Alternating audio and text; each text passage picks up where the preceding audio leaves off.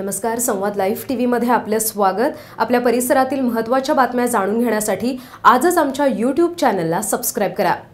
आता बातमी आहे कृषी प्रदर्शनाची। गेल्या वर्षीप्रमाणे याही वर्षी शिरूरमध्ये जय किसान कृषी प्रदर्शनाचं आयोजन करण्यात आलं आहे। कृषी उत्पन्न बाजार समिती शिरूर आणि जिल्हा परिषद पुणे कृषी विभाग यांच्या संयुक्त विद्यमाने हे प्रदर्शन आयोजित केलंय। कृषी प्रदर्शनासोबतच धान्य महोत्सव, खरेदी महोत्सव आणि खाद्य जत्राही भरवण्यात येणार आहे। शेतकऱ्यांसाठी पर्वणी असणारे हे कृषी प्रदर्शन शिरूरमधल्या रयत शाळेच्या मैदानात 24 ते 28 जानेवारी दरम्यान होणार आहे। यंदाच्या कृषी प्रदर्शनाची काय वैशिष्ट्ये आहेत याची माहिती बाजार समितीचे सभापती शशिकांत दसगुडे यांनी दिली आहे। बघूयात। जय किसान कृषी प्रदर्शन 2019 याची जय्यत तयारी सध्या सुरू आहे। तर आता माझ्यासोबत आहेत शिरूर कृषी उत्पन्न बाजार समितीचे चेअरमन, तर त्यांच्याकडूनच अधिक माहिती जाणून घेऊ। तर कशा प्रकारे तयारी सुरू आहे सध्या? गेल्या वर्षी शिरूर तालुक्यामध्ये बाजार समिती शिरूर आणि कृषी विभाग जिल्हा परिषद पुणे यांच्या संयुक्त विद्यमानानं आपण एक भव्य असं जय किसान कृषी प्रदर्शन आयोजित केलं होतं आणि त्या प्रदर्शनाला तालुक्यातील पारनेर तालुक्यातील आणि श्रीगोंदा तालुक्यातील येथील शेतकरी बांधवांनी तसेच शिरूर शहरातील नागरिकांनी प्रचंड असा भरभरून प्रतिसाद दिला आणि अनेक लोकांची गेल्या काही महिन्यापासून आमच्याकडे आग्रही मागणी होती की आपण हे प्रदर्शन ह्या वर्षी भरवलंच पाहिजे। आमच्या संचालक मंडळाची अशीच इच्छा होती, म्हणून यावर्षी आम्ही हे कृषी प्रदर्शन शहीद खान पठाण नगरी रयत शाळेचं मैदान येथे मोठ्या प्रमाणात आयोजित केलेलं आहे आणि त्याची तयारी आपण अशा पद्धतीने करत आहोत की एक भव्य असा मंडप, त्याला चारी बाजूनी आपण फायर ब्रिगेडच्या नियमाप्रमाणे जागा सोडलेल्या आहेत। कमीत कमी 200-250 स्टॉल आपण तिथं बोलवलेले आहेत। त्याच्यामध्ये जास्त करून शेतकऱ्यांना नवीन तंत्रज्ञानाची ओळख व्हावी। सेंद्रिय शेतीबाबत सध्या बाजारपेठेमध्ये खूप चर्चा आहे, मग त्या सेंद्रिय शेतीचे बाबत शेतकऱ्यांना अजून काही ओळख व्हावी, त्यात काही माहिती मिळावी।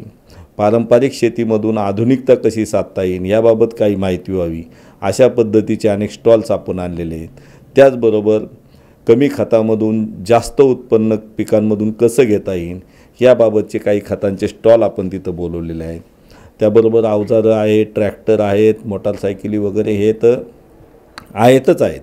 शिवाय नागरिकांना वेगवेगळ्या वस्तू खरेदी करता याव्यात, ज्या वस्तू सहजतेने आपण गावात गेलो बाजारपेठेत गेलो तर मिळत नाहीत, अशा वस्तूंचे स्टॉल्स त्या प्रदर्शनात बोलवलेले आहेत आणि हे सर्व आपण नागरिकांचा प्रचंड प्रतिसाद, नागरिकांची मागणी ह्या सगळ्या गोष्टींमधून आपण हे करत आहोत। तर एकंदरीत शेतकऱ्यांसाठी ज्या विविध अवजार असतील खवयांसाठी काय विशेष असणार या स्टॉलमध्ये? आपण महिला बचत गटांचे काही स्टॉल्स लावलेले आहेत, ज्यांचे म्हणजे शाकाहारी आणि मांसाहारी प्रकारात आहेत।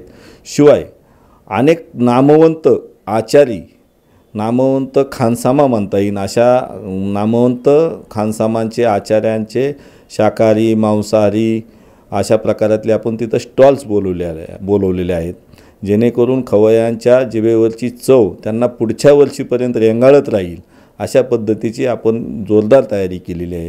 गेल्या वर्षी देखील मोठ्या प्रमाणात अनेक स्टॉल धारक आले होते, तर यावर्षी स्टॉल धारकांसाठी काय सुविधा आहेत आणि स्टॉल धारकांना सहभागी होण्याचे काय निकष किंवा काय नियमावली केलेली?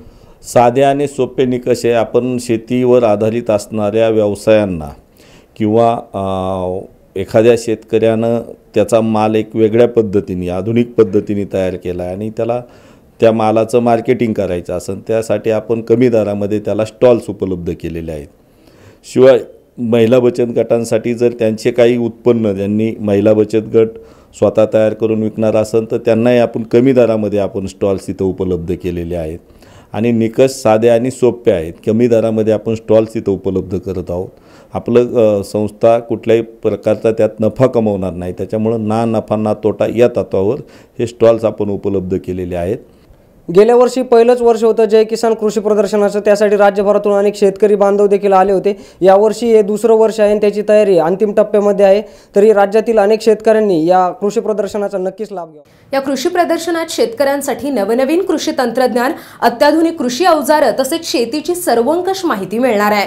त्यामुळे या बहुउद्देशीय कृषी प्रदर्शनासाठी शेतकऱ्यांनी मोठ्या संख्येने हजर राहण्याचं आवाहन माजी आमदार ॲडव्होकेट अशोक पवार यांनी केलं आहे। या प्रदर्शनाची खऱ्या अर्थानं नुसत्या शिरूर तालुक्याला नाही तर जिल्ह्यालाही गरज आहे।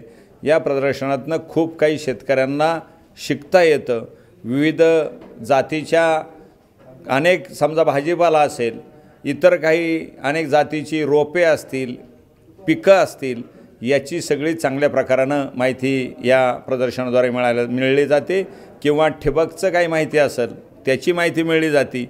नवीन काही गोष्टी शेतकरी जे करतात शेतामध्ये प्रयोग, त्याच्याही अनेक गोष्टी या ठिकाणी या प्रदर्शनाच्याद्वारे पाहायला मिळणार आहे। हे दुसरं वर्ष प्रदर्शनाचं।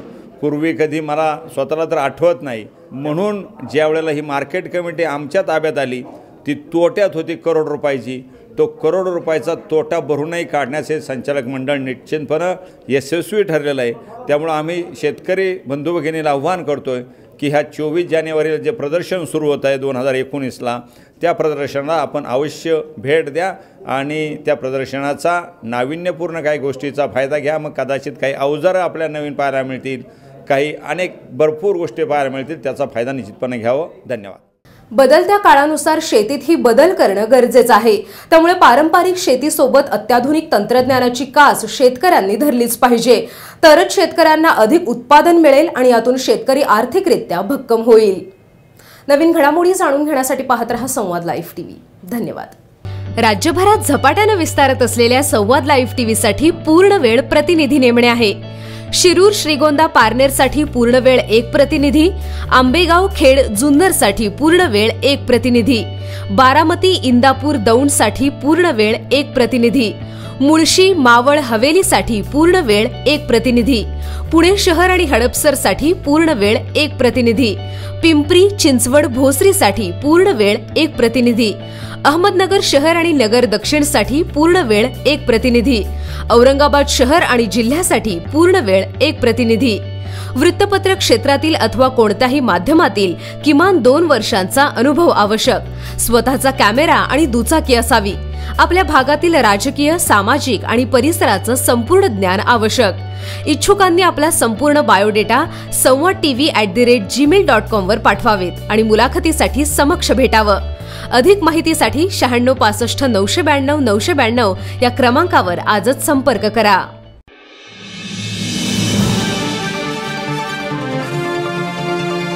संवाद लाईव्ह टीव्ही, आपला विश्वास, आपलं चॅनल।